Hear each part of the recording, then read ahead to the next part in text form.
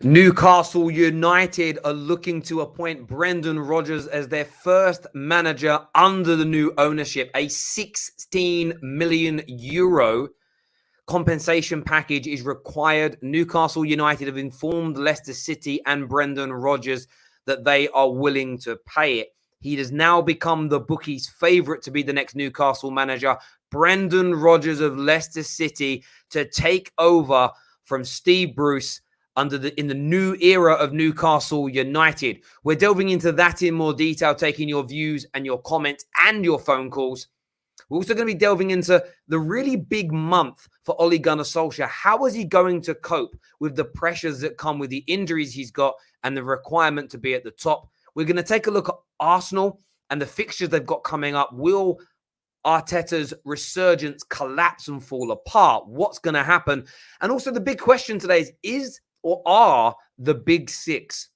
The idea of the big six, is that dead? Is it done? Is it over? Smash that like and share button. Myself and Jess Black here for the next hour or so. Let's do this. Welcome back, Jess. How are you?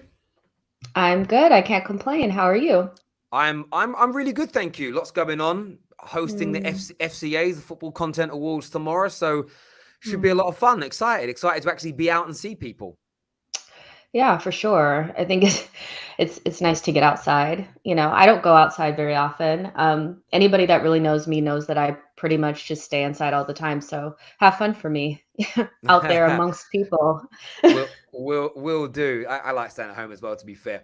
But the big breaking news that we can't go anywhere without delving into first is Damasio broke it. Lots of other outlets are now running with it, but Damasio has said that Brendan Rodgers is in pole position to become the new manager. In fact, on his website, the actual words that he used were the new Newcastle ownership have chosen Brendan Rodgers as their new manager. They just need to play the clause to Leicester City of around 16 million euros. That isn't going to be a problem. It looks highly likely right now that it's going to be Brendan Rodgers. What's your take on that?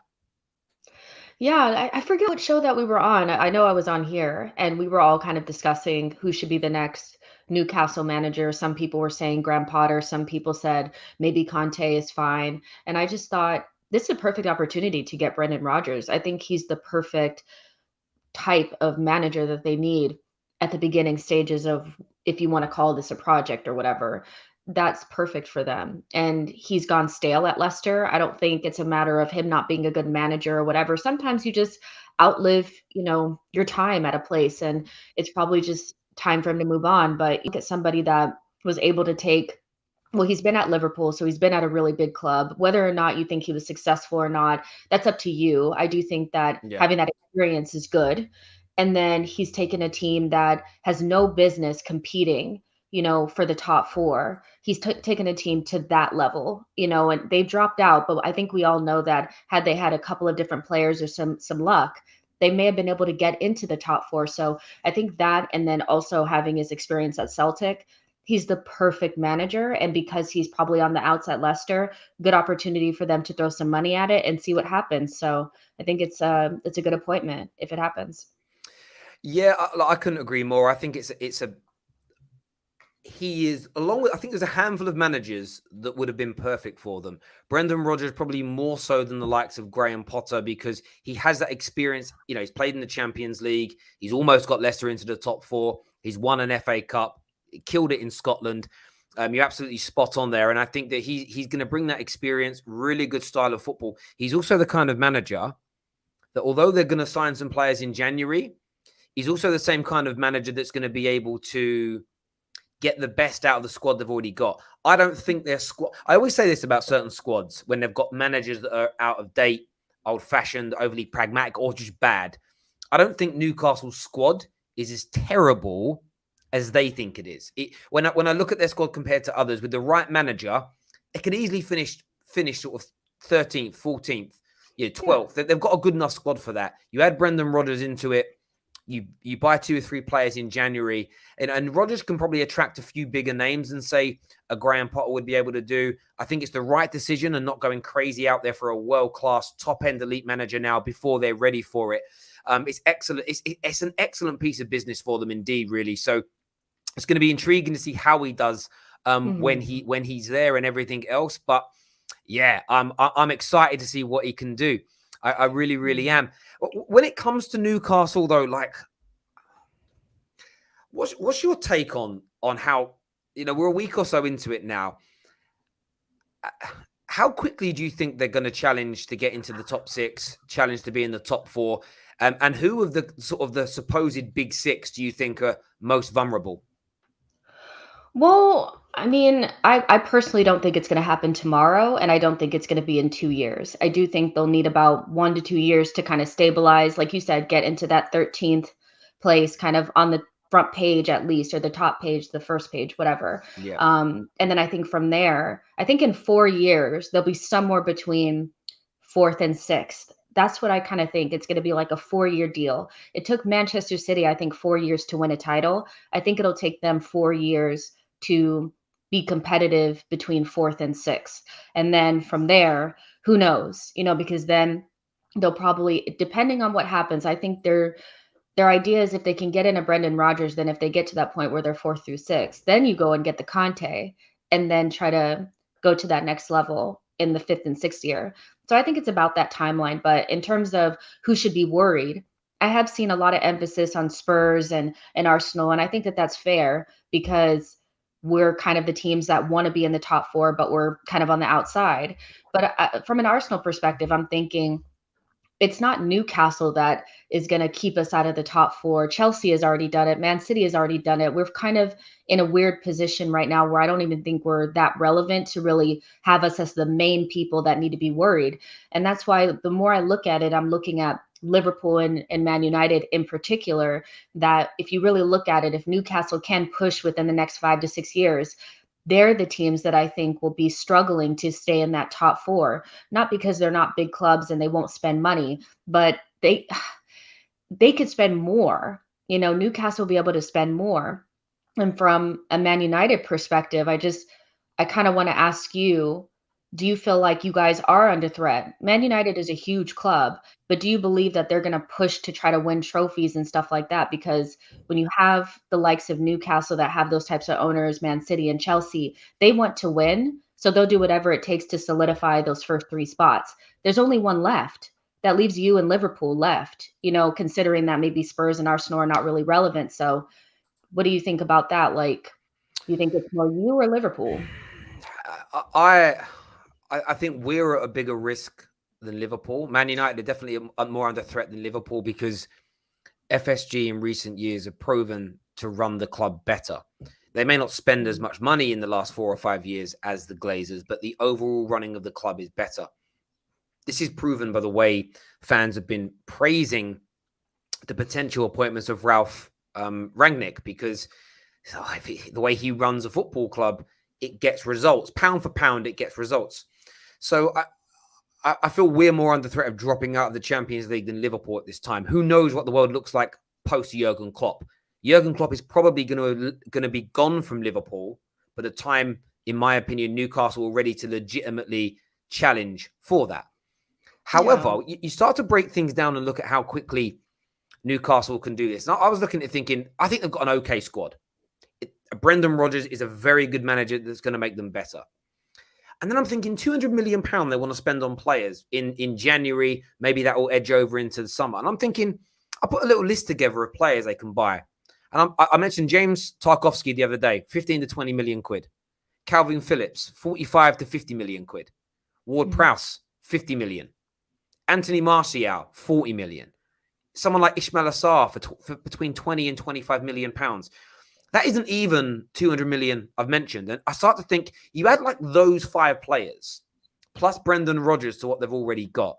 And this is already a team that in 18 months could be challenging for a top 6 place. There's no doubt about it. Moving into the top 4 is a little more difficult if things are done right. But that's why in the short term, Man United are under more threat because we don't have a manager as good as Brendan Rodgers. Now, I want a manager better than Brendan Rodgers at Manchester United, but they're going to now have a better manager than Man United, and they're going to be run Yeah. better than Manchester United. Again, same with Arsenal. They've got a better manager than Arsenal. And they're run better. They've got a better manager than Yeah. Tottenham, and they're run better. So I think we're all under threat. But in the longer term, everybody's under threat because they will catch up commercially. with everybody else. And once they do, they're going to be able to compete and go toe to toe. And they've just got more money. And they will find a way over time of slowly seeping that in. They just can't dump it all in 2 years. It has to be slowly crept in. But Of course, it's going to be, Man United are under definite threat, no doubt. Yeah, and the thing about it is, like, I've seen this happen before, is when you get complacent and you say, okay, well, the most important thing is just to make sure that we're in top four.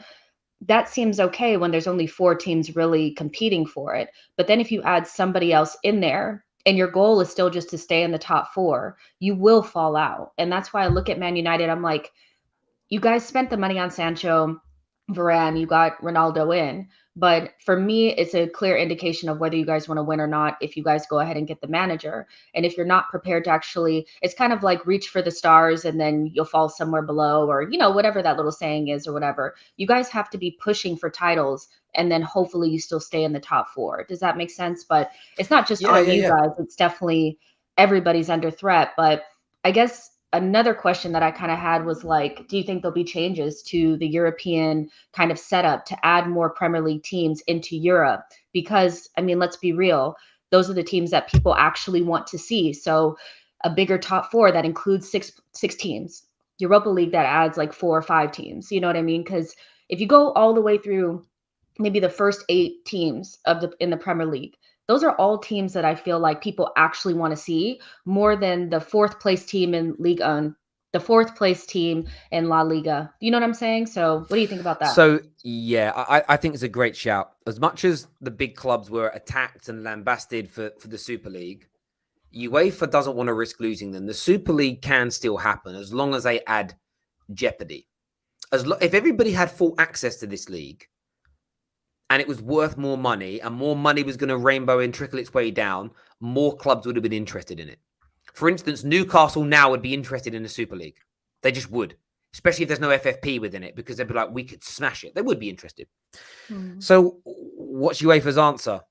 Well, let's let 5 clubs in from the Prem, 5 clubs in from La Liga, 5 clubs in maybe from Germany, Serie A. That's all they have to do. All they have to do, and you've got the Conference League now. So it'd be very easy, for instance, to go, right, let's let an extra 5, 6 teams in from the big leagues, and then we'll just push everybody else down a little bit. The stipulation will just be, we'll add a bit more prize money to the Europa and a bit more prize money to the Conference League so that everybody's kind of like that prize money spread out so they're getting a little bit more bang for their buck. The one thing about the Super League that did intrigue me is that every game was a big game. So the one thing about the Champions League now that makes it a little dry, and every now and then you get a shock, young boys beating Man United. You get that every now and then and it makes it fun. But generally speaking, I wasn't keeping up to date really with what was happening with Real Madrid versus Sheriff because you expect Real Madrid to win. There is an argument to say, would the Champions League be better if you just had the best of the best in there playing each other? So every group game was big. Every knockout game was big. I think there's an argument for that to a certain degree. The reason why the Cup Winners' Cup and the UEFA Cup used to be a more prestigious tournament is because the quality of teams was spread across those tournaments rather than all saturated in one. So I think there are things that UEFA can certainly look at. And I wouldn't be surprised if they said, listen, Bundesliga, Serie A, La Liga and the Prem, we're going to extend your coefficient to 5 teams. Meaning, if you're Man United, right now, if that was announced, Man United would probably relax and go, oh, we'll still be top 5. We can still make top 5 with what we spend. So CFC Florida here says, spot on Terry and Jess in RE Brendan Rodgers. Newcastle will need a solid foundation moving forward. And no doubt the Toons will be happy if Rodgers to Newcastle is to happen. Yeah. I can easily imagine all the world's best talent dreaming in eager anticipation of training and playing under that paradise like Newcastle weather. Listen, I don't think that matters at all. I don't think that. I think people are hoping that good players won't want to play. I've never been there, but I know it's not great. I think at one point we were talking in the group chat and somebody referred to Newcastle as almost similar to the Wall in Game of Thrones. So I'm just thinking of like a cold tundra, really cold place or whatever. But money talks and people want to win. You know what I mean? So I don't see this whole like, nobody's going to want to play for Newcastle. If they're winning, players will want to go, even if it's just for 2 years to win a trophy. Like, let's be real. And with all due respect, the weather in Newcastle, the weather in Manchester, the weather in London, it ain't that different. It ain't that different. And do you know what I mean? Listen, we know it's not Italy. It isn't Spain. We know they have better Not weather. California, you know. Yeah, exactly. We don't got the smog and the homelessness though. We're good. Do you know what I mean? But there we go. We have another super chat here. It says salary cap is what excited me about the Super League, is what Jamrock has got to say there. Joshua says, if Brendan Rodgers is so much better than Ollie, why did Ollie get his team in the top 4 back-to-back years whilst Rodgers bottled it? Both stop. Look, my view is this. Brendan Rodgers with the Man United squad would achieve more. I still think there are question marks over Brendan Rodgers. I'm not calling him a world-class elite manager. He isn't the best of the best of the best, or he hasn't proven that yet. But he's better than Ollie. He's better than Arteta. He's better than Nuno. He's better than the majority of managers in the league, no doubt. Yeah, but like, does Ollie get Leicester within like that close of top 4?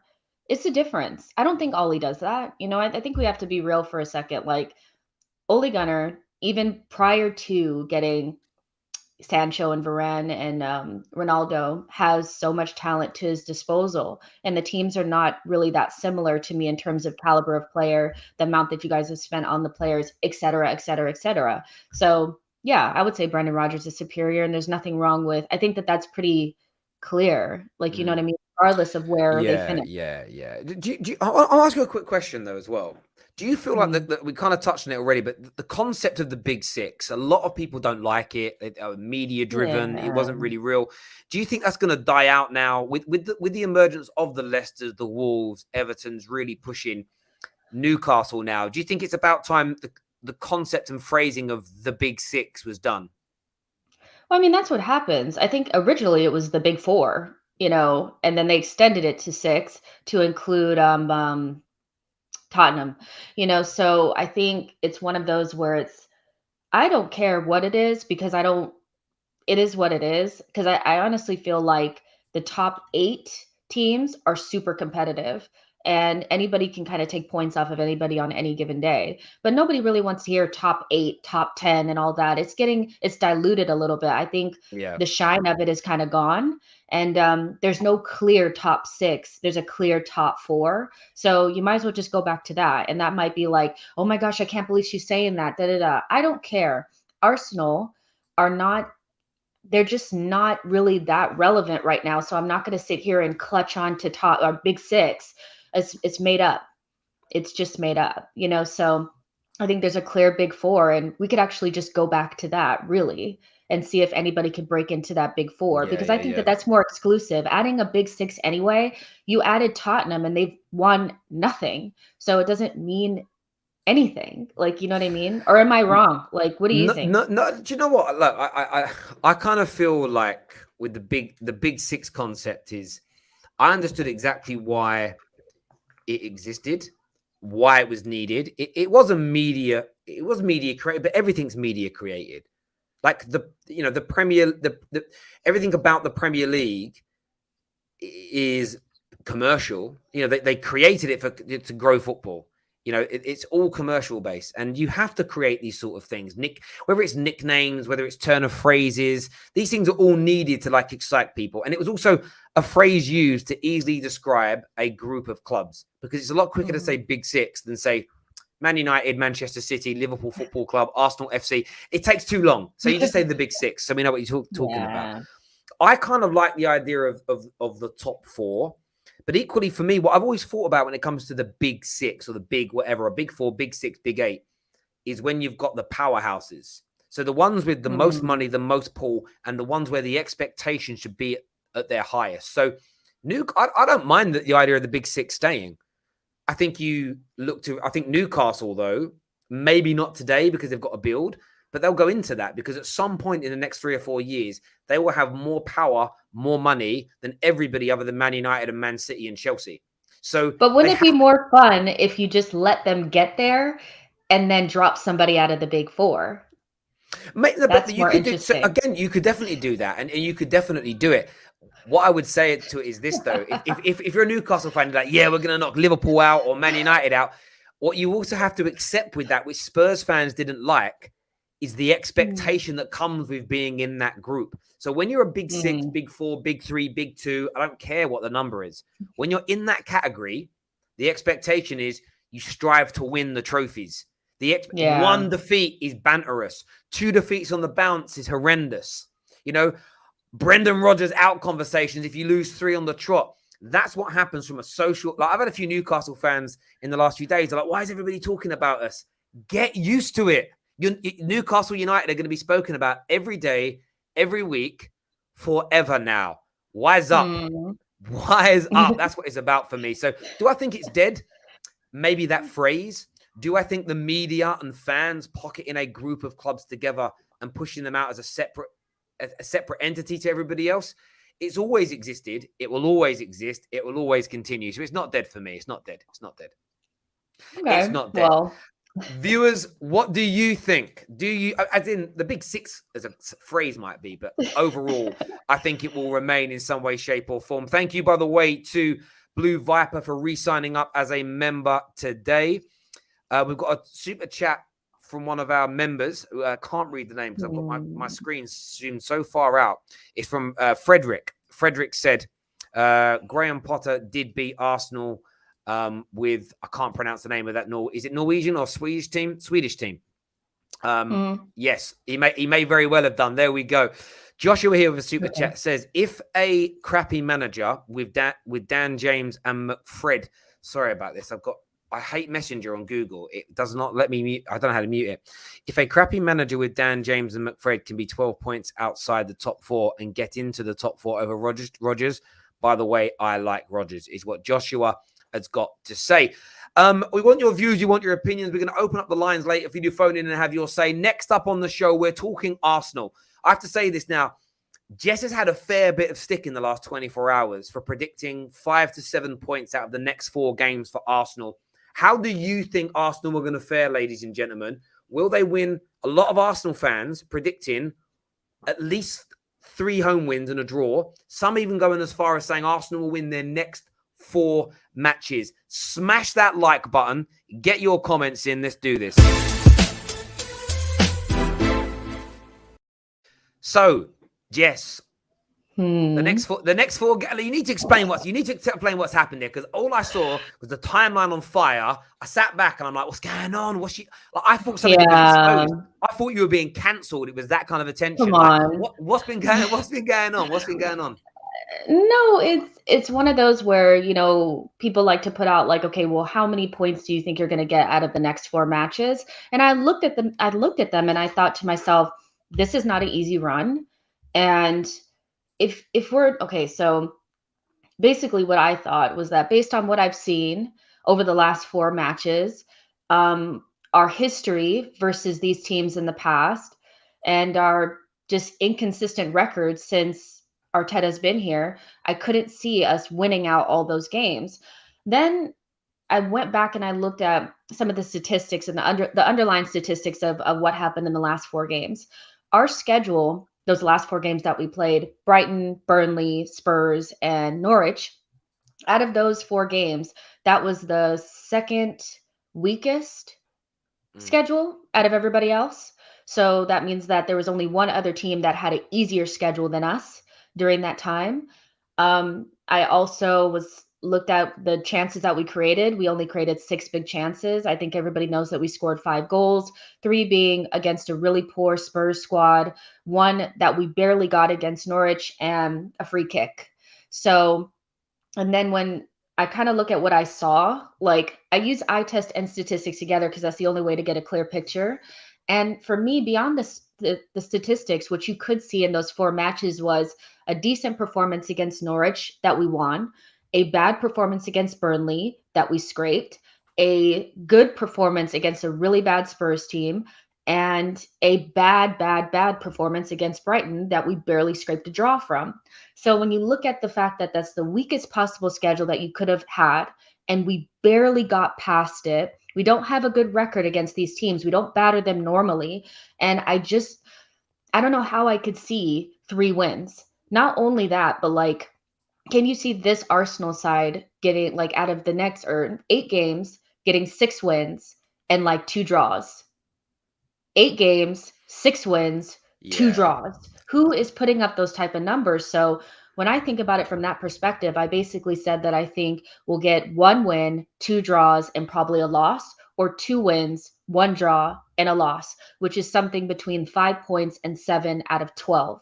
And I got a lot of stick for it, and that's perfectly fine. I get that people don't agree, but I make predictions based on facts, what I've seen, what I know, and not based on what I want to happen. I want 12 points.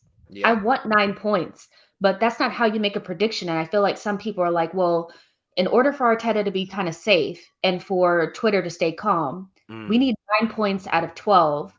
And so that's what I'm going to say I'm going to predict. That's not how it works. Yeah, I'll be honest with you. I can't understand that. Like, I was reading some of those comments last night, and again, you've got Palace, Villa. Leicester may now become an easier game, but who knows? Maybe Leicester's slump in form has been because there's been talk internally of him. Hang on. Like, my point is, like, Leicester are a tough game. It might become easier now. It might become harder. The point is, no one knows yet. Equally, when you guys were making predictions yesterday, no one knew that this news about Rodgers was coming. You then got Watford. I feel like with a lot of Arsenal fans, what's happened is you're bang on. It's be really positive on the timeline in the build-up to games. If we win, it's uber positivity. If we lose, it's let's throw out the excuses. We're in a rebuild. We've got to take our time. It's not judged too harshly, etc., etc. For expectations to win the next 4 games on the bounce, anything short of that requires criticism. But you are absolutely spot on. And I want to ask the viewers this question. Should you give predictions based on what you want to happen or what you hope happens or what you think is going to happen? That's the bit that confused me the most. I know you won 3 on the bounce, including Norwich, Burnley, and Spurs. But your next 4 games are tougher than that. Nothing has been demonstrated to us yet, in my opinion, from Arsenal so far this season that's shown me as a football fan that, yeah, actually, I'm confident that Arsenal can win their next 4 games. If you win 4 games, then it'll be well done you, praise for it. Now there's some belief. But I literally couldn't believe what I was reading yesterday. It was staggering, absolutely staggering. And that's the thing. It's not. And the thing is what really irritated me is not really the people that were like, I think we're going to win get 9 points. That's fine. If that's what you think, you're entitled to your opinion. It's people that were trying to say that it was agenda driven. What agenda do I get from Arsenal getting 5 points out of the next 12 matches, or 12 points? What do I get from that?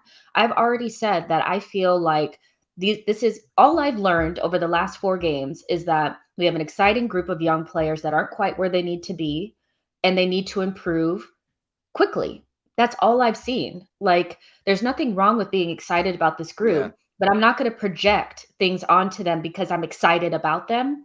Most of our players are under the age of 23. They're super inconsistent. The older players that we have in Lacazette, Granit Xhaka, Thomas Partey, Aubameyang are all inconsistent as well. So why would I predict anything other than inconsistent results against teams that we don't always fare well against anyway? And the Leicester thing for me is that you can't look at form, because I just feel like you have to look at quality of the team, because they can easily turn it around and be that team that you know that they are, like that. If you would have made a prediction on, like, it's like when we beat Chelsea 3-1, we changed our form around like that. That can happen at a split second. So that's why when I look at Leicester, I'm thinking I count them as a team based on quality, somebody that we will struggle with, not only because we don't score goals, and that's a fact, you guys. Like, I don't know what you guys are watching, but we don't score goals, and we struggle to, and we're very predictable. We don't like to be pressed either. Leicester have very dangerous players that on their day can turn us over. So that's why I think it's difficult. We actually haven't scored a goal against Aston Villa in the last 3 times that we played them. You can't win a game against somebody if you can't score against them, can you?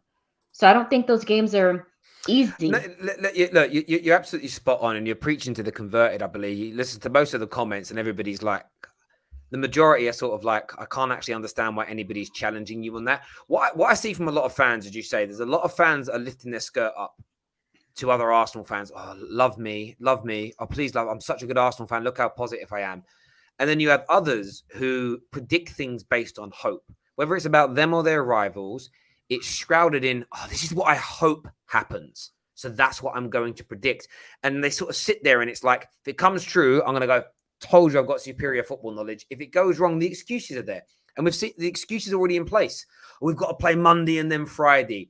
Mike Dean is refereeing a game. There's all these excuses and these seeds already being planted, which I think is wrong from my point of view. But viewers, we want your take on this. How do you think Arsenal are going to fare in their next 4 games? Get your comments in now. How many points are they going to generate? 3, 6, 9, 12, something in between them. Get your comments in now. Let us know what you think and feel. Question I do have for you, though, on Arsenal, like, there is a lot of positivity still from Arsenal fans. They kind of believe there's a lot of talk of, and I'm going to paraphrase, but what I've seen so far this season, I believe we've turned a corner. I believe the trajectory is not just upwards, but I can see light at the end of the tunnel. Do you feel like Arteta and Arsenal are going to implode based on that expectation? Do you feel like actually, and it may not be from your perspective because you're predicting 5 to 7 points, but do you feel like if they do walk away with only 5 points from a possible 12, do you feel like there'll be an implosion of emotion from Arsenal fans and it could all come tumbling down because the expectations are being set too high? Yeah, I do. I think the results of the last 4 games have been very, very good. And I think that the way that everything has been pushed out to us in terms of content and stuff like that makes you really have that feel good factor. And that's perfectly fine. But the reality is that I've yet to see an Arsenal team put together a run that people are predicting that is going to happen right now.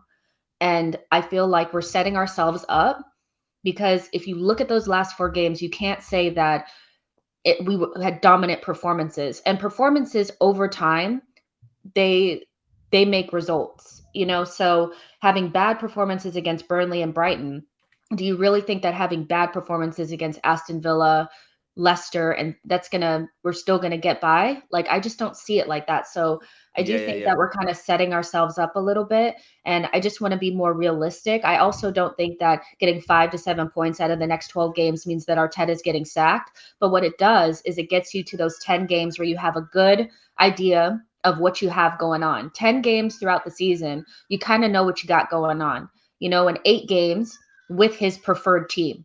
Whether that Jack is missing or whatever, it doesn't really matter. You have your preferred team, then you can know for yourself as a fan whether or not you're Arteta in or Arteta out. And based on those last 4 games, I'm like, well, at least we know that there's a direction that we can go in. It's still inconclusive whether or not we are going to become a top 6 team.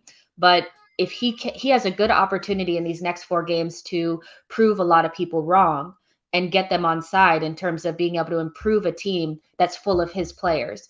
And he hasn't had that opportunity yet, in my opinion.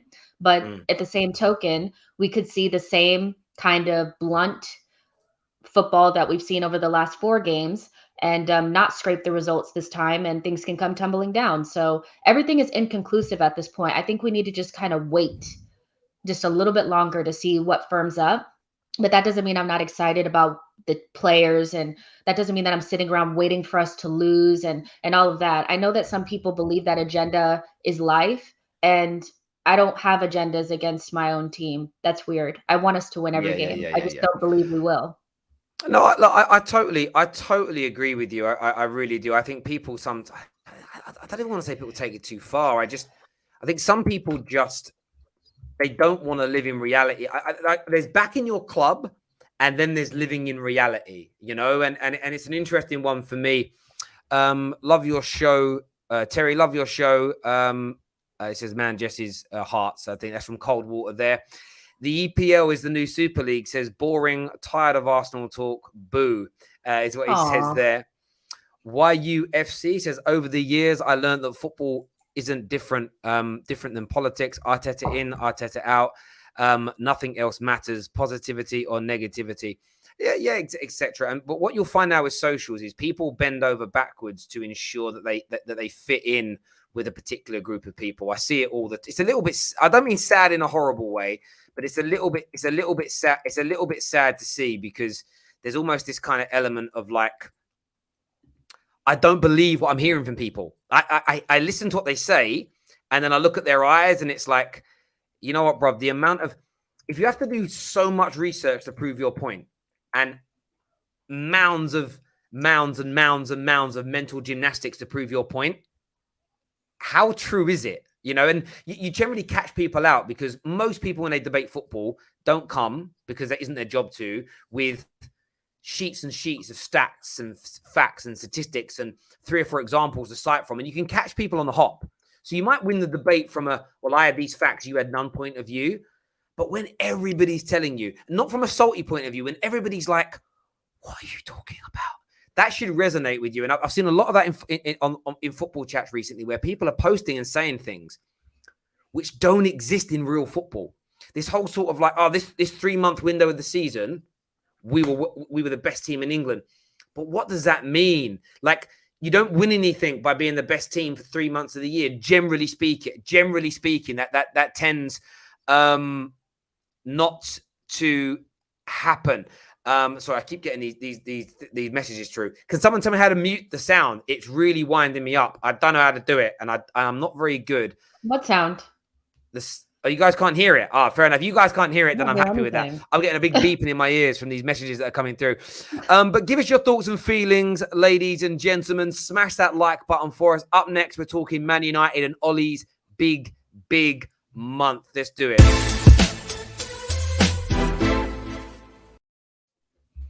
It's a big month. It's a big month for Man United. Huge. His back is against the wall. This is usually when he performs pretty well. So I wouldn't be too worried about it just yet. But I guess with the whole Man United thing and how we try to be honest here and not have excuses for why our teams are not doing well and stuff like that, what do you think the impact of not having your 2 best center backs is going to be for you? And if you end up not doing as well as you probably should, do you think that that's something that the Man United fan base can kind of use as a like, but we didn't have Varane and Maguire, I mean, some will use it. Some will legitimately use it. There is, without a shadow of a doubt, some people are going to, and there is an element of a legitimate excuse there. The irony in it is, Arsenal fans would have, used that for the Brentford game. We didn't have our core. If you take our 2 best centre backs away, that is an excuse. That is a reason not to win. But this is where reality comes into play when it comes to talking about football, and you take away your bias for a moment. Yes, we've got to play Leicester, Atalanta, Liverpool, Spurs, Atalanta again, and then Man City before the next international break. It is a colossal month for Man United. With the way we've performed up until that point, even with those players, it hasn't been convincing. Therefore, that's why, for instance, I said before, when it comes to the Arsenal thing about having your core missing, I've seen you lose games like that with your core. So you not having your core isn't a good enough excuse for me. If we'd have been performing brilliantly with those guys, and then they're missing, it's like, they've been we haven't been that great irrespective. However, it does make it easier to win football matches with 2 of the best centre-backs in the league fitting in your team. So it's a mild excuse. It's a reason to maybe not beat Liverpool, to maybe not beat Manchester City. But I still think we should have enough to beat Leicester, Atalanta twice, and Tottenham. Those 4 games, it's not a good enough excuse for. Those teams are not on our level in terms of personnel-wise. That then becomes down to coaching, setup, the system, and then delivery within it. And if Man United have got no excuses in that regard, as far as I'm concerned, but also Harry Maguire's back in light training already, so he'll be back before we know it. He might miss the Leicester game, but he'll be back by the Spurs game, there's no doubt. But it's a huge month for Ollie, because as you said, this is normally when he steps up. This is normally when he kind of like delivers and kind of shuts everybody up a little bit. I've just got a horrible gut feeling that this time it isn't going to happen. I really feel like it's the beginning of the end. And why? The feeling's different. The noises coming out the dressing room are different. I also believe the expectation and the want from the first team players has grown in huge proportions compared to, say, last season. Last season, when we had a good squad, or a very good squad compared to the majority of the league. But the way in which it has grown, you had the 3 players that we've signed into it, and there is, without doubt, and there always should be, a huge expectation, a huge expectation from Manchester United to go out there and to deliver and to be the best team they can be. And I think the players are sort of looking at it and thinking, why are we not getting better? This is frustrating. This is annoying. This is making me angry. And because of that, I think they're going to turn their back on Ollie sooner rather than later if results don't go their way. You look at this run of games, when Fergie was our manager, right now, if you're Liverpool with your squad looking how it is, your Chelsea, your Man City, these fixture runs are what you look forward to. I can't wait to ply my trade against the very best in the league. I feel like the players are going to play a few of these games, and if we're not on point and we're not winning these games, we're not playing well enough, they're going to feel embarrassed. Ronaldo's going to feel embarrassed. Varane, if he's fit again, is going to feel embarrassed. Sancho, you start to look at it, and then they're feeling embarrassed. The feel-good factor goes. They've already got frustrations with the coaching. Yeah, for me, beginning of the end has started. If this run of games up until the next international break doesn't yield 4 Premier League games, we need 9 points. We need 9 points out of those. And I say that, we're Leicester, we're better than Leicester, 3 points. We're better than Tottenham, 3 points. We're at home to Liverpool. I expect to win. I expect to win against Liverpool at home. And we play City at home. I expect to win in that game as well, to be fair. But you know what? Either Liverpool or City, I could absorb a loss because they're the best. They're 2 of the best teams in the league, so you can absorb it. Yeah. But beginning of the end for me, unless Ollie can turn this round. Yeah, I mean, I'm not sure because I'm not there, so I feel like this is just when he does this thing. I would say the Man City and Liverpool games, you probably can, unless they're back, like if they're not playing for Ollie the way that they should, I think you guys will lose those 2 games. But the other games, it's kind of like you should be getting results from it. But I've also seen a team that looked like it was still playing not win games like that. So it's going to be interesting to see what the vibe is like going into these next couple of games. But I honestly don't think, even though I kind of posed the question and all of that, I know that if you guys don't win those games and Varane or Maguire is not quite there, that will be an excuse. But I don't think your center back pairing is as big of a reason of why you guys would be not performing well as Ollie's decision making. That's your biggest flaw is Ollie's decision making when things aren't going right. So I don't think that would be an excuse that would make sense to me, unless Lindelof is just horrendous and Bailly is just horrendous, But yeah, it's gonna be interesting to see what kind of happens in those next couple of games. But yeah, I mean, you guys can't afford Ronaldo and Champions League Varane and Sancho to be in the Europa League, can you?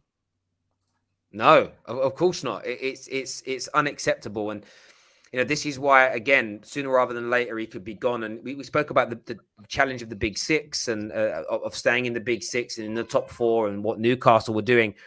All these things are going to resonate, and that's why I feel like it's coming towards the end. We've got a super chat here that says, I wonder why this channel keeps talking about Arsenal. They haven't been a top 6 team for a while. Is it to appease their huge fan base to get more views? What do you think? Kind of, yeah, absolutely. It's the way I look at it is this: it's about what's being spoken about across socials. If Arsenal stop being discussed on socials, we will stop covering Arsenal. I've barely done Newcastle content in the last couple of years. Why? Because no one's been that interested in it. Now people are interested in it, so we talk about it. It's the way it is, But nice. Thanks for the super chat. Terry, will you be fair to Ollie? That's all I ever ask of any United fan. Criticize when is due. Listen, bro, legit, right? If we beat Leicester this weekend, I'm celebrating.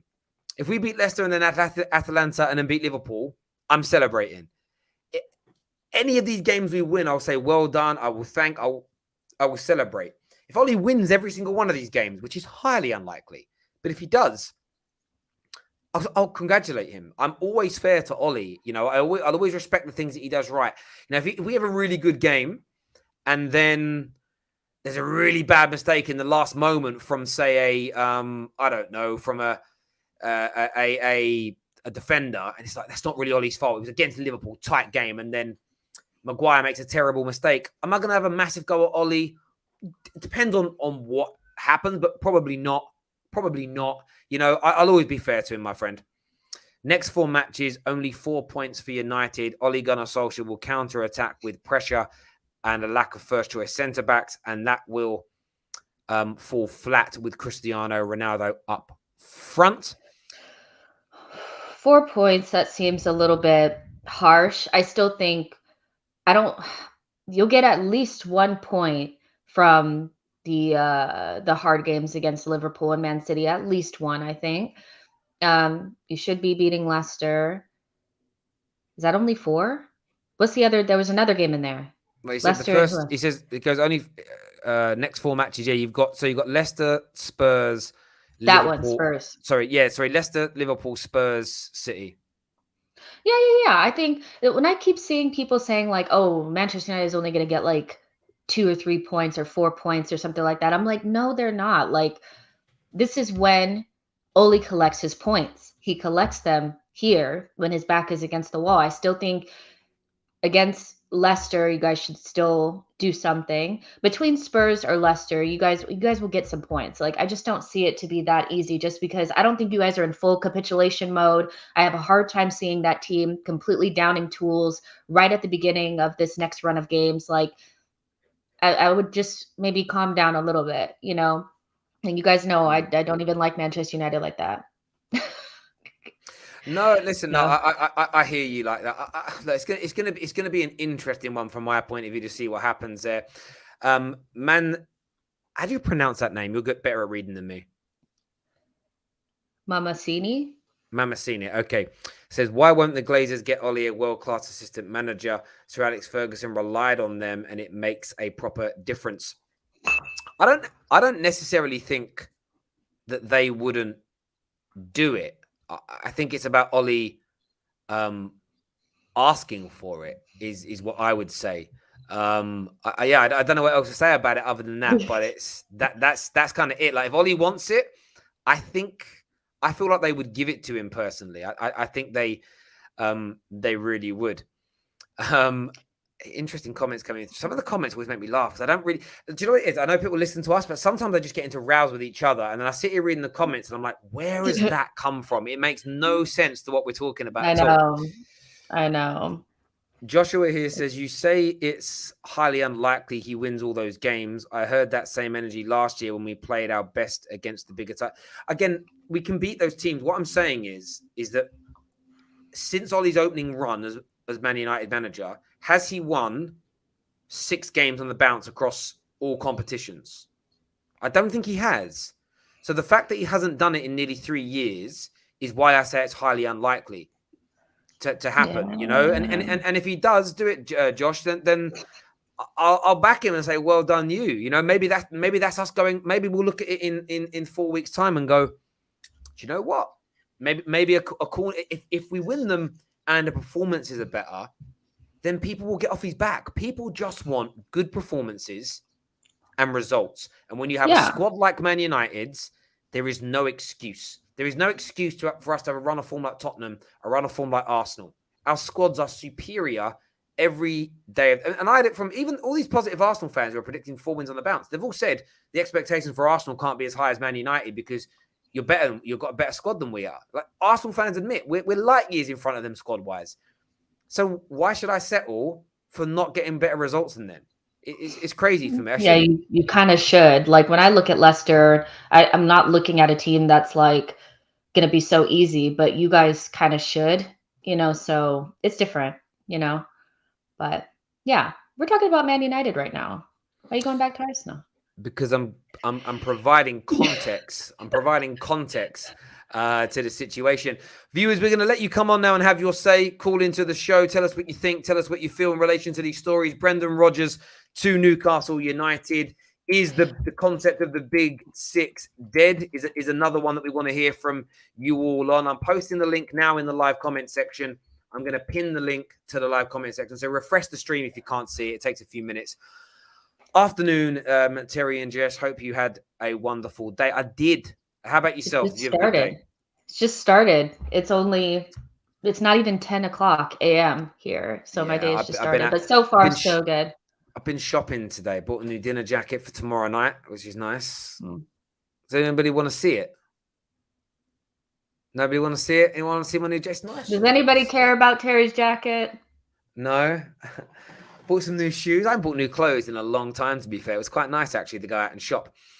Super Chat here says, hi, guys. Liverpool fan here from the Philippines. I'm loving the show. Both of you are sensible fans, less chaotic than 6 people. I like that. That's why we have different kind of shows, actually, for that exact reason. Yeah. It's a different kind of feel to it.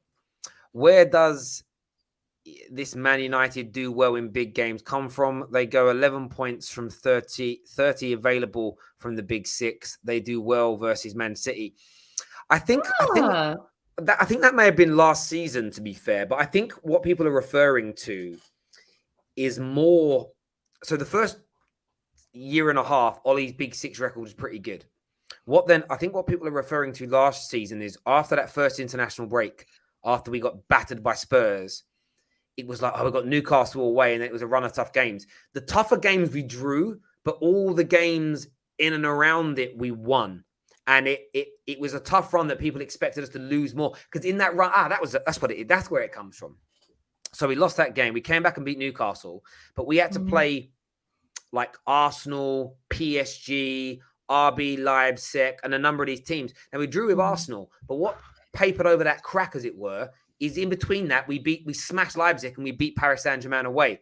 So when people say he does well in big games, they're talking about across a run of games, which include Champions League football. That's what they mean, my friend, on that. That's what they mean. And that did happen. And if we'd have lost to PSG and then drew with Arsenal and then scraped past Leipzig, Ollie may not have survived.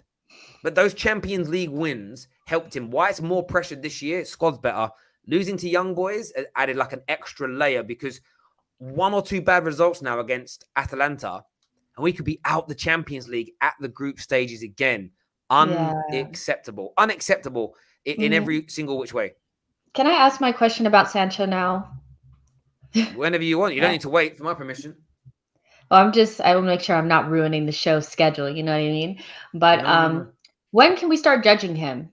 I want to know when we can start judging him, because for me, somebody that's watched Dortmund for a long time, it's kind of like, I feel like I want to see him do well, even though he's a Manchester United fan or a Manchester United player at the moment, so it's kind of like, I want to give him the time, like, to adapt. But at the same time, I think he's so talented that maybe not hitting the ground running, but at the end of this next, like, 4 games, like, he'll be 10 games into the season.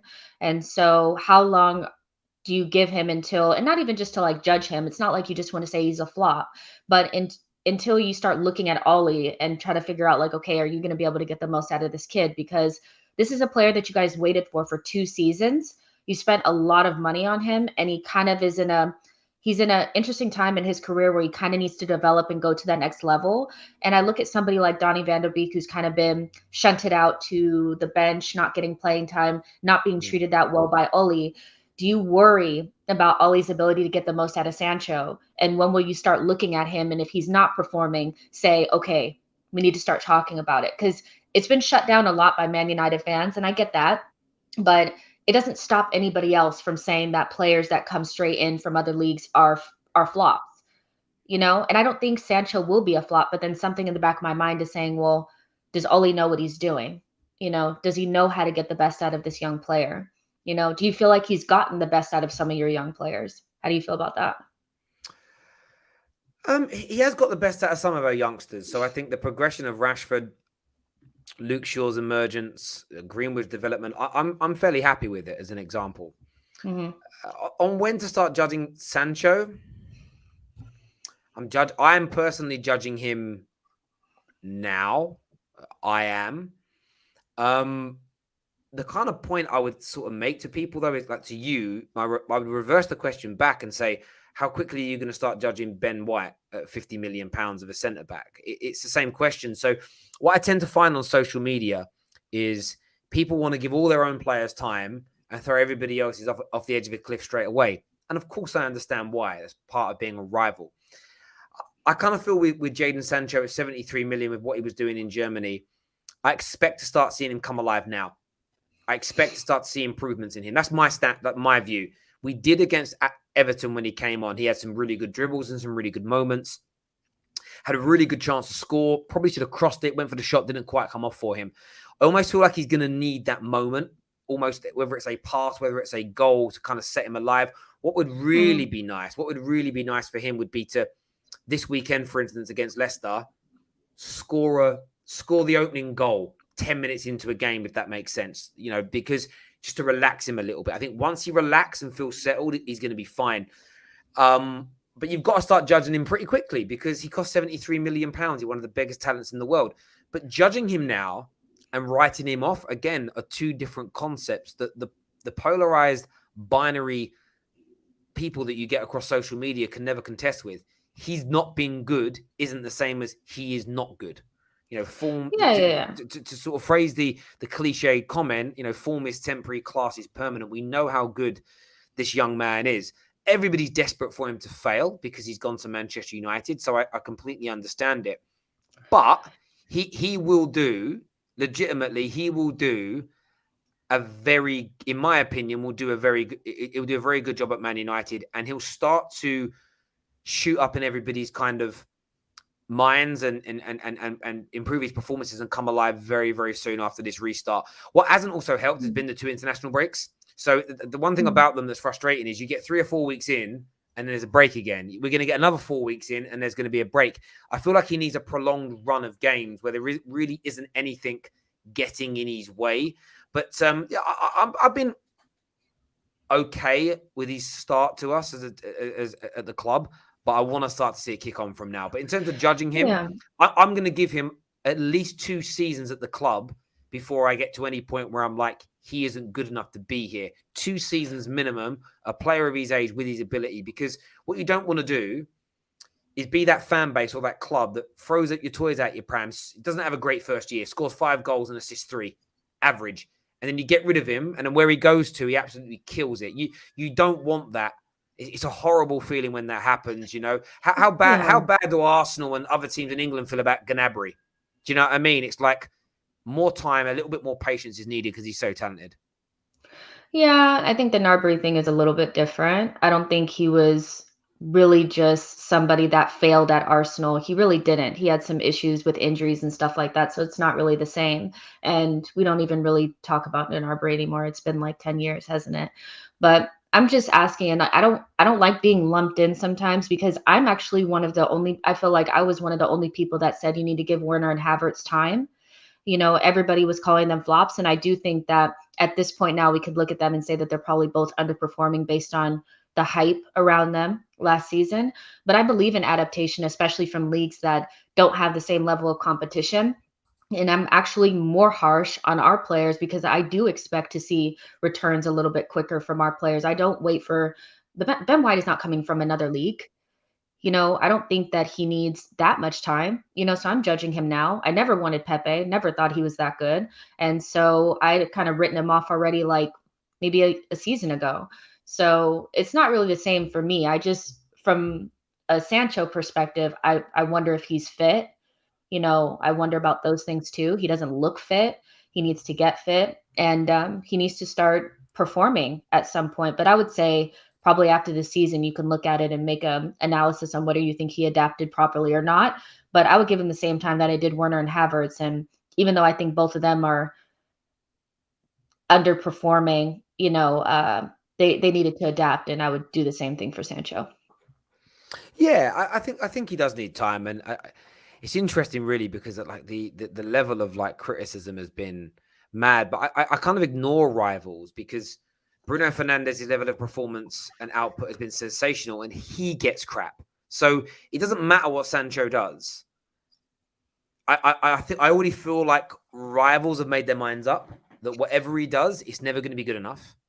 But it does matter though, because no, it doesn't. when it's but it does, because we always have conversations about players that come with big price tags, and we like to talk about whether or not they've lived up to it. There will be halfway through the season people wanting to do debates on whether or not Jack Grealish was worth 100 million, and so I think it's fair to have those conversations. So It It's goes the fair, but same with Sancho. no, I didn't say you couldn't have the conversations. I said I don't care for Mm, certain rivals' opinion because, like I've just said, Bruno Fernandes is the highest goal scoring English-based midfielder in the history of football. Is it for a single season? And that was slagged off. So that was ripped apart. That was no, that ain't good enough. Yesterday I put out some stats of Ronaldo's start to the season. Yeah, but what about if you take away the penalties? Well, he's still got 10 goals in 12 starts. If you take away his 2 penalties against Luxembourg yesterday. So certain rivals I think are fair when it comes to the analysis. But I'm telling you now, Jadon Sancho, like Bruno Fernandes, everyone's got they've got their eye trained on him. They're looking to shoot him down at every opportunity. So whatever he does, and I'm making the statement now on this show, if he delivers 15 assists and 15 goals, or any combination of 30 goal contributions in all comps this year, they will find a way of twisting it.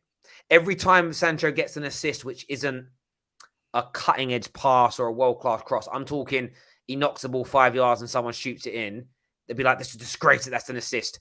Every time, I'm just telling you, this is what's going to happen. If he scores 4 or 5 goals where he's meeting the ball at the back post and he's tapping it in, it's, yeah, but they're tap-ins. He is going to be ridiculed at every single step of the way. Therefore, I don't care for people's analysis on it because there'll be almost zero shade or zero balance to anything that's going on in exactly the same way. There's 3 Man United players that get that above and beyond any other player in the Premier League. Bruno Fernandes, Marcus Rashford, Sancho's going to be the next guy. It doesn't matter what they do and what they deliver, the goalpost will always be moved. So I stand by what I said. I don't care what rivals have to say because they've made their minds up already. He's always going to be looked at as an overpriced flop, and they're going to twist the narrative to suit whatever way they want. The only way he'd probably get away with it, again, this will be funny. If he wins a Ballon d'Or, even then they'll say, yeah, popularity doesn't mean too much. Terry, you don't even like personal awards. I'm not saying I do, but you guys will change. Trust me.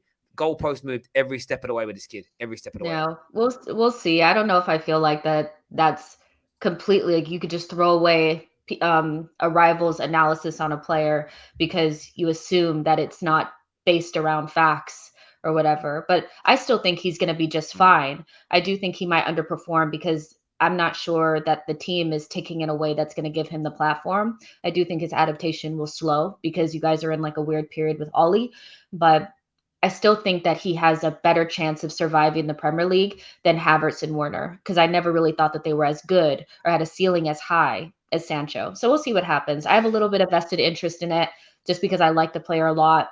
Think he's better on the left than on the right hand side. I hear your point. I hear your point, but I can disregard people. Anybody that says Bruno Fernandes, like said anything negative about Bruno Fernandes or tries to play down his performances, I don't take it seriously. You can't score the volume of goals that he's scored and created in the last 3.5 years, 4 years, sorry, as a footballer, and call him trash. Why would you take anyone who says that seriously?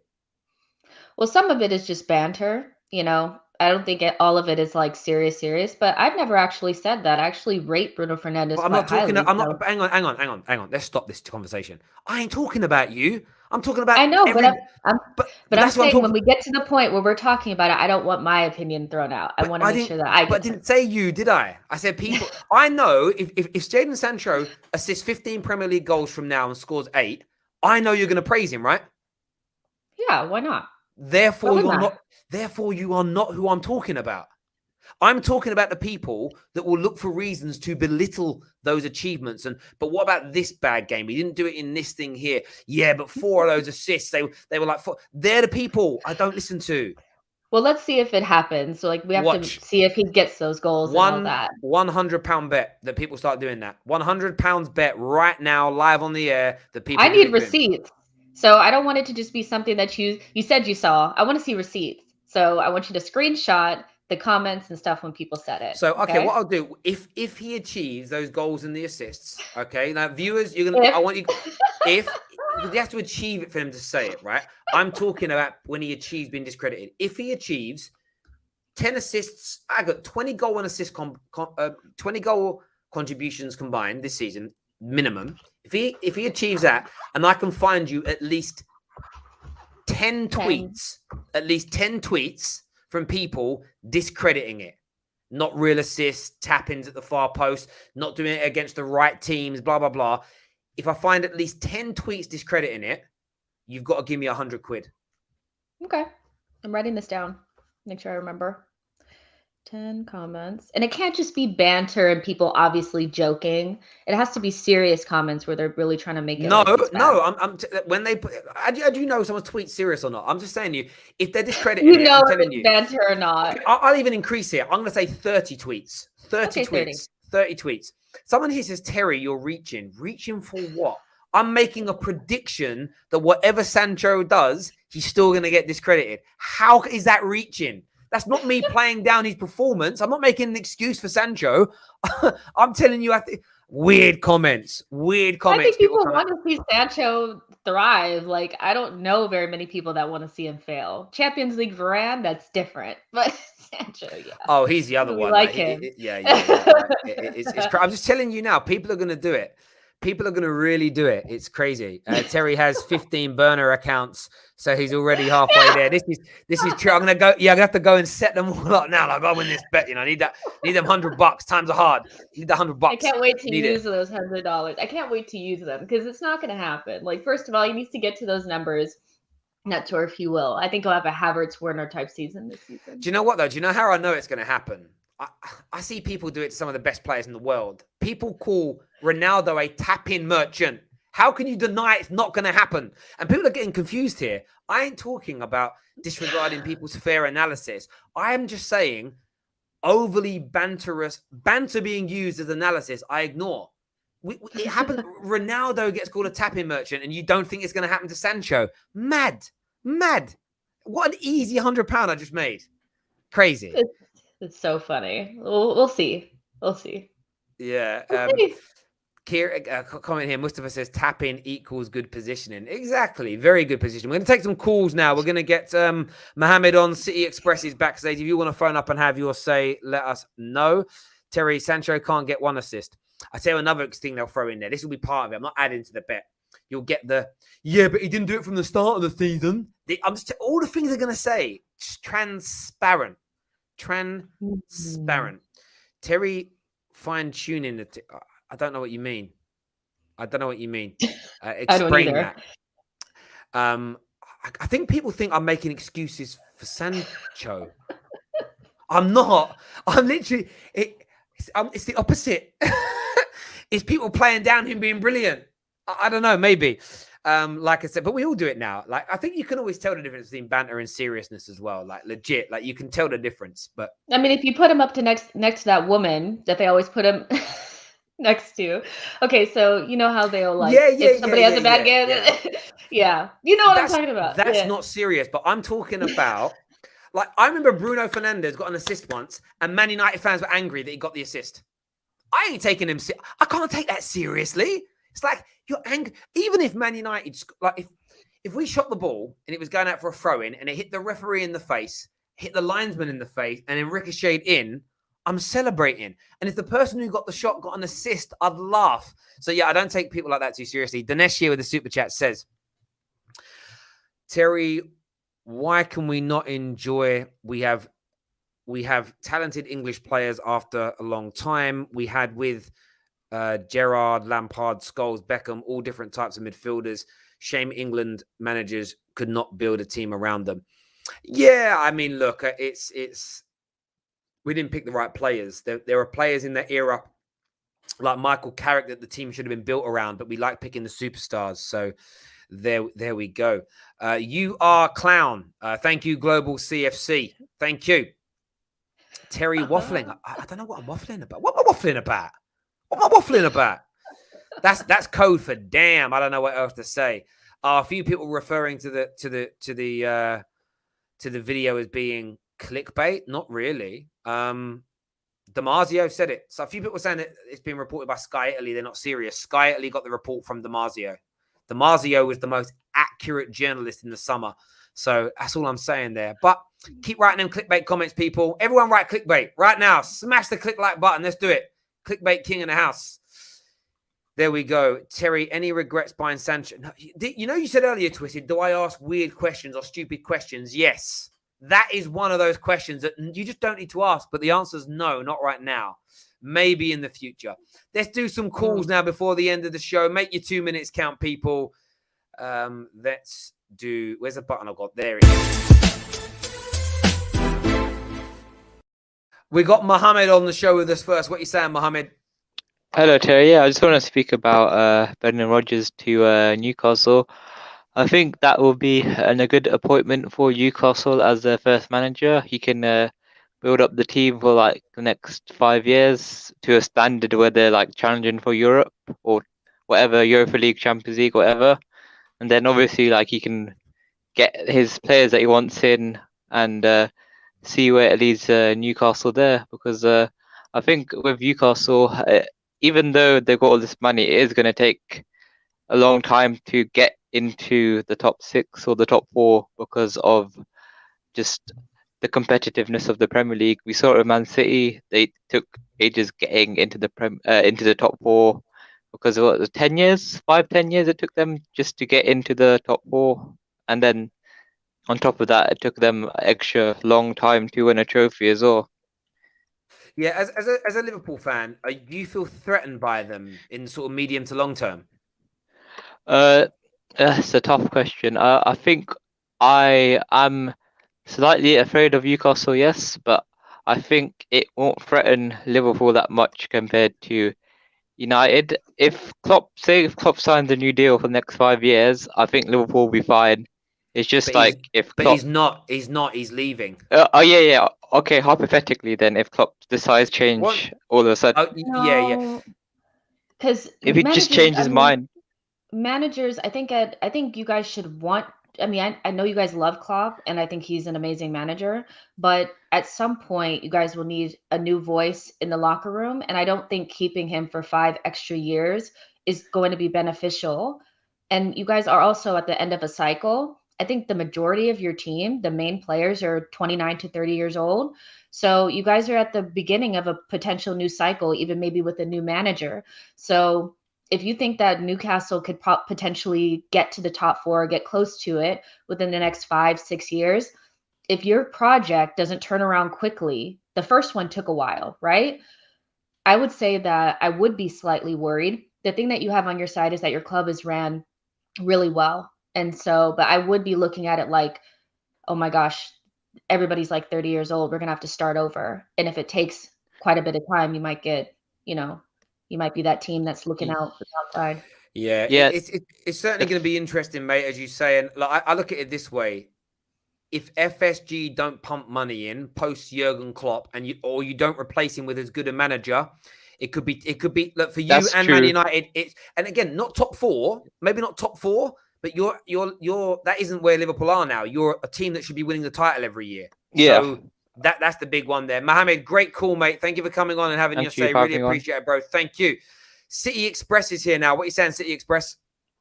Hi, Terry. I would just like to say, I would also like to bet against Jess for the same bet. It's such an easy bet, Jess.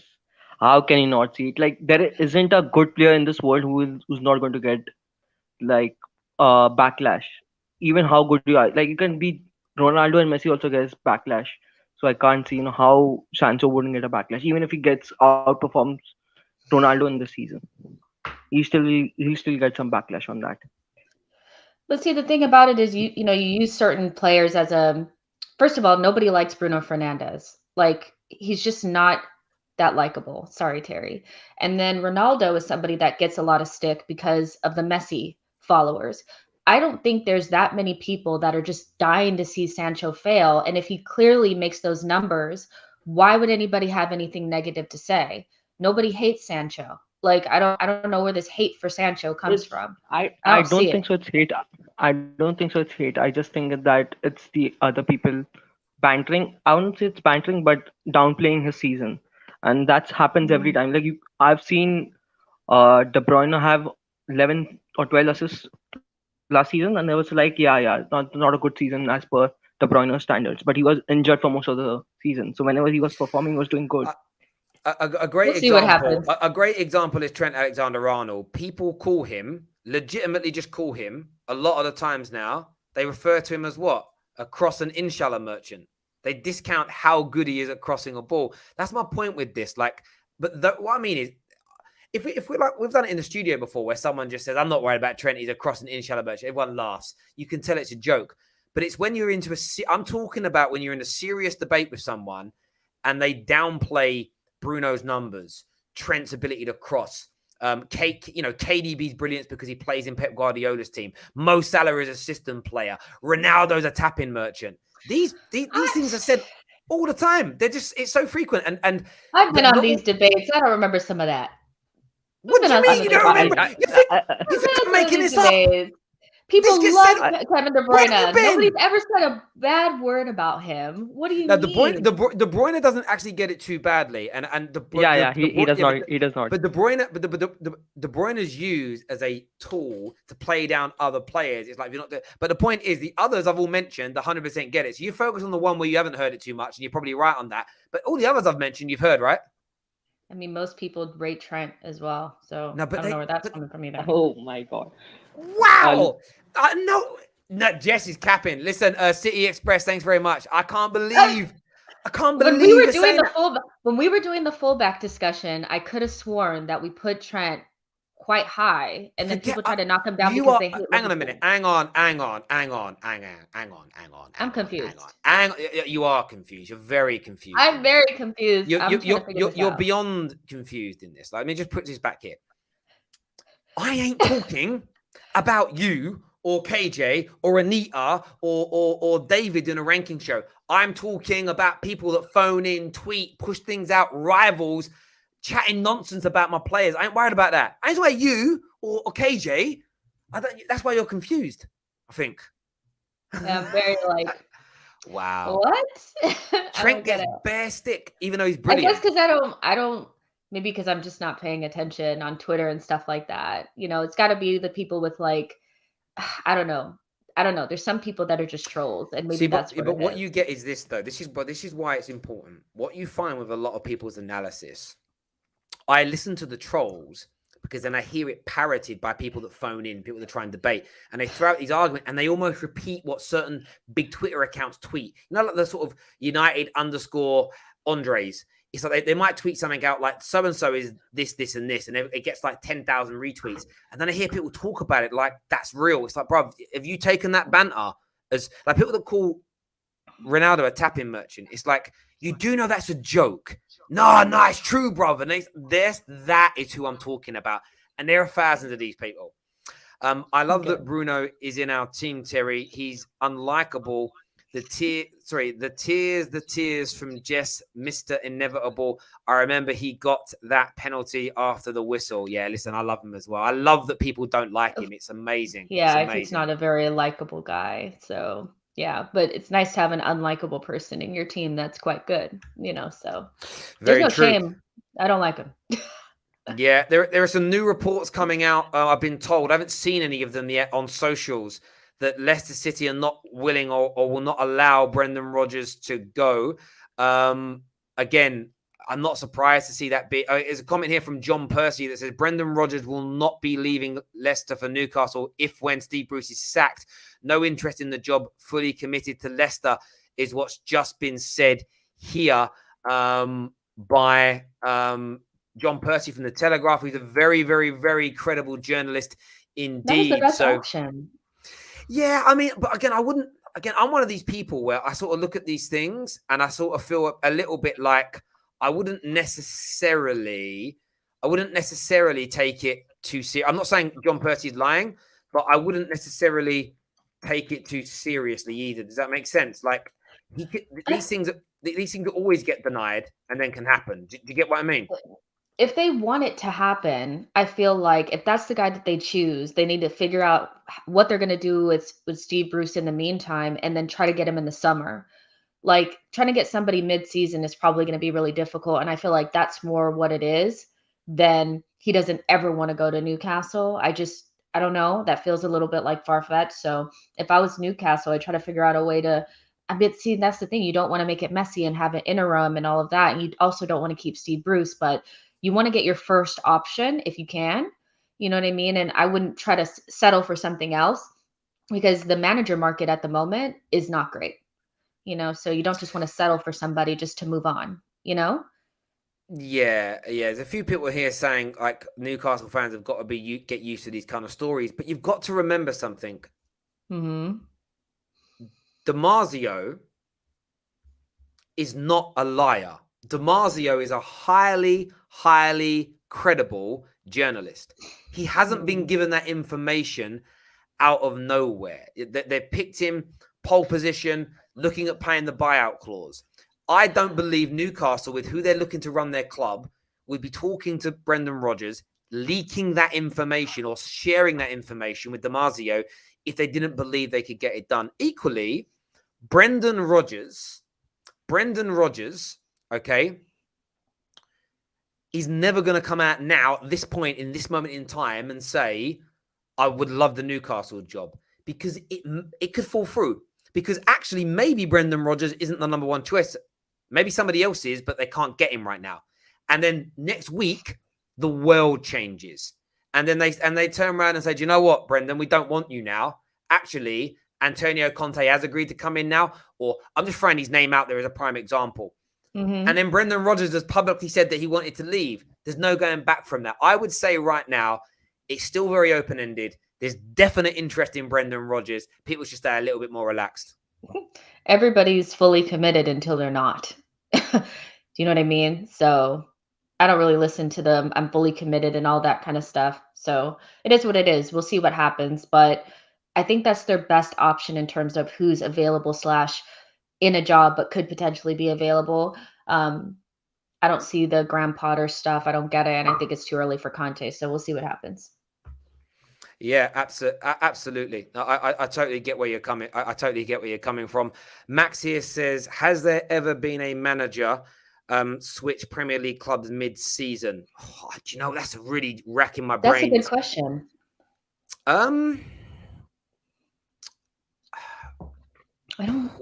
I'm not going to say I don't think so, because I don't know. Do you know what it is? I know they've obviously swapped, but whether they've done it during the season, I want to say no. Brendan Rodgers came from Celtic, so he wasn't Premier League. I swear it must have happened. That's some Bundesliga stuff right there. Yeah, I mean, I mean, it's a great shout as an example. I mean, it doesn't happen very often. I'd have to research. That's a great question. It's a legitimately great question. There is no doubt about it whatsoever. Yeah, it's one of those ones for me where I completely get where you're coming from. It's a great question. Terry DiMarzio is not always correct. He didn't get Kunde. Yeah, but that isn't the point I'm making. No one said he's right 100%. What you've got to learn, I know a lot of things get called clickbait or that ain't true or they didn't pan out. He is credible. If he's giving you that information, it's because he believes it to be true. You know, if you look at what he said, if you actually read what he said in his initial communication, it was the ownership have chosen Brendan Rodgers as their new manager. That's who they want. They've got to pay the release clause. That's even part of it. Like right now, Leicester are going to say it's not happening. Maybe they've not offered the full buyout clause and they're getting to it. But I do honestly feel like if they paid the big release clause, it could be done. But listen, everyone's got different journalists that they trust and speak to and everything else. I totally. I mean, Leicester would also have to get a replacement if you haven't already said that, you know. Yeah, there's all those things for them to consider and everything else. But the great question is, has a Premier League manager ever moved mid-season? I really to another Premier League club. Yeah, I can't, off the top of my head, I can't think of one. Maybe the audience remembers someone. Marco Silva did it, and that worked out well. He was a really weird manager, him, in the sense of everybody really expected him to like go on to that like next level, and it just didn't quite happen. What about this? No, because he left Southampton at the end of their season. I thought maybe Poch did. I don't remember. Alan Pardew, Newcastle to okay, but was he sacked for? I don't know. I'd have to have a look. But yeah, Silva's one that stands out to me. But yeah, it's obviously not happened a lot. Harry Redknapp, Portsmouth to Spurs. They're a great shout there. Pardew went from Newcastle across. So there's a few that we can see. Yeah. Fair dues. Listen, everybody that has tuned in, a massive thank you to each and every single one of you today. Please make sure you smash that like and that share button before you leave. Until next time, take care of yourselves. Goodbye. God bless. And we'll see you all again very, very